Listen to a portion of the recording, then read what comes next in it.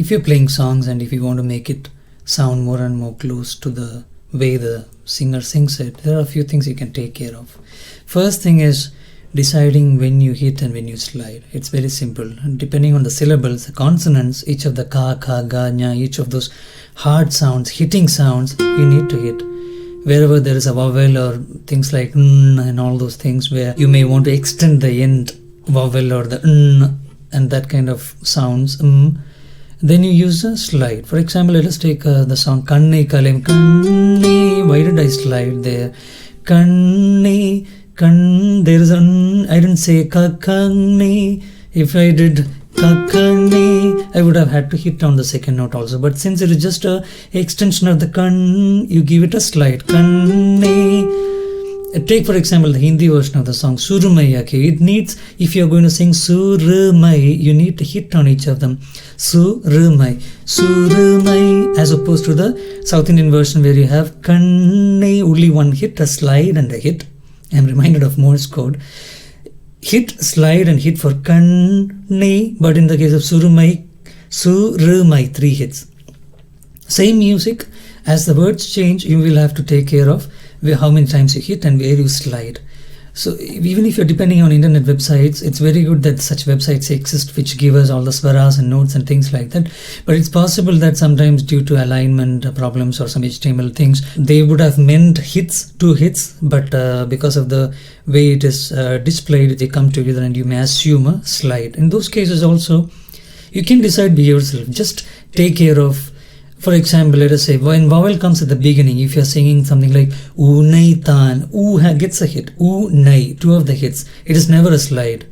Unai is 2 hits. Ilama, in. If I want to stress each of Ilama in, you have to hit on each of them. In the same song, Kannima Ilena, I can decide if I'm thinking Kanni, my Lena. If I'm thinking my as 1 hit, then I just have to hit once. But if I'm going to emphasize the E also, Kanni ma e lena, so the E also gets a hit. So just see which of these syllables are consonants and which of them are emphasized and which ones you do not want to emphasize as a slide. That is one thing which will definitely make it closer and closer to the song.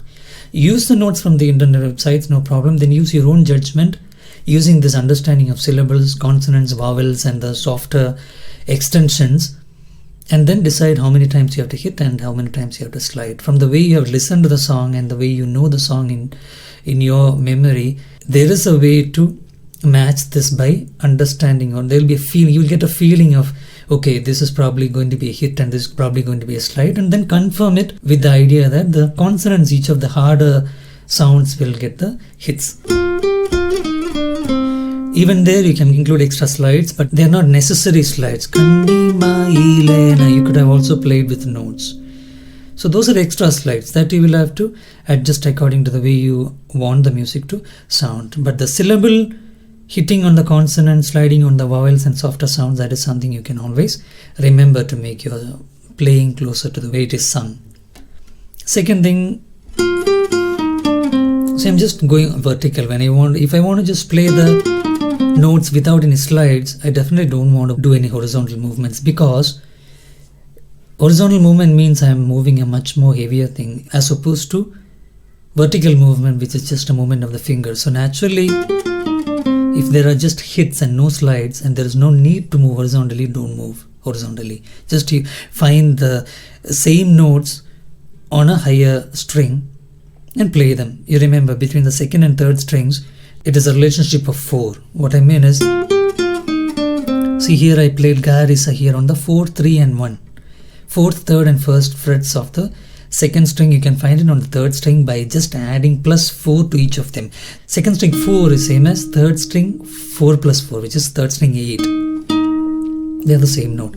Second string 3 and 1 will be similarly 3rd string 7 and 5. So both of them are the same notes.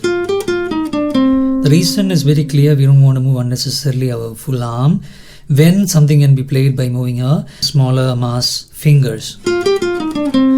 That's enough. But if you want to include slides, naturally you will have to put all the notes in the same string. And then once you are on a fret, for example, Kanni ma ilena, Next you want to play Kandin. So that is Satuma slide. You can play Satuma here for second string 1 to 6, for example. Will give you Satuma when Sa is the C note. That's alright. But if you're here already after playing Kandima Ilena, then third string 5th fret is the same note as second string 1st fret, which is a C note. You don't have to go here to play the Satuma slide. You can find the Ma, second string 6th fret, on the third string. How? Second string 6th fret is same as third string 6 plus 4, third string 10. Second string 1 to 6 slide will be the same as third string 5 to 10 slide. You can do it there.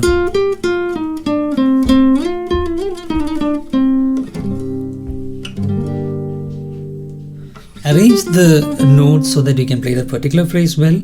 Then the next phrase, start from wherever is closest. So in this case, we ended on the Sa. We want the next phrase to start on the Sa. You don't have to change the string. Just start from there. There is kind of a future memory also sometimes involved. For example, one thing is you want to make sure that the phrase you are currently playing is played as well as possible. Second thing is you may want at times consider where you are ending this phrase so that you are able to play the next phrase efficiently.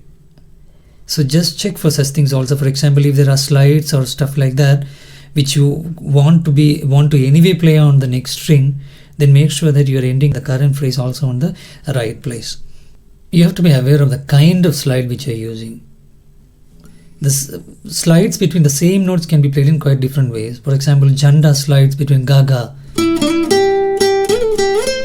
Here the destination note is more important than the original hitting note. So the moment I'm hitting on the second string 3rd fret, I'm hurrying up to the second string 5th fret. But the same notes can be played in a different way if the song requires it. For example, Kanne Kalaimane and softer songs, or even here the hitting fret is of importance. We are staying a little bit longer on the hitting fret and then moving to the destination fret. Same way in Kanne Kalaimane also, Kanne, that is the way he is singing it. He is hitting the second string 6th fret note and then staying there a little bit long and then moving to the destination. Kanne Kalaima. We are not hurrying up. Kanne Kalai.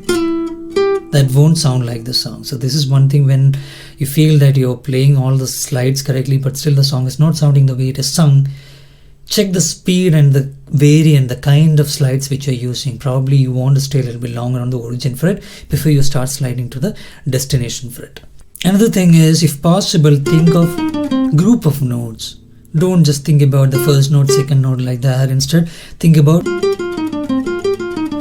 the da da da da da as one phrase. Already remember where you have to skip the string, which frets you have to use, which fingers you have to use. And then while skipping the strings, make sure that you're not including any extra gap. So these are the things. One thing is, you take the notes from the internet or wherever it is alright. Then make sure that you're hitting and sliding at the appropriate places and not making any mistakes because of the alignment problems or anything on the websites. Then think about the slides, the kind of slides. Think about if you want to go horizontal or vertical. As long as there is no necessity, no slides needed, don't go horizontal unnecessary. Arm versus using our small fingers, go vertical. Then where do you stop? See if the next phrase can be started somewhere there, the closest fret from where you have stopped. At times you will have to think about the coming phrase, a kind of future memory, when you're deciding on which frets you're going to play the current phrase. That's it.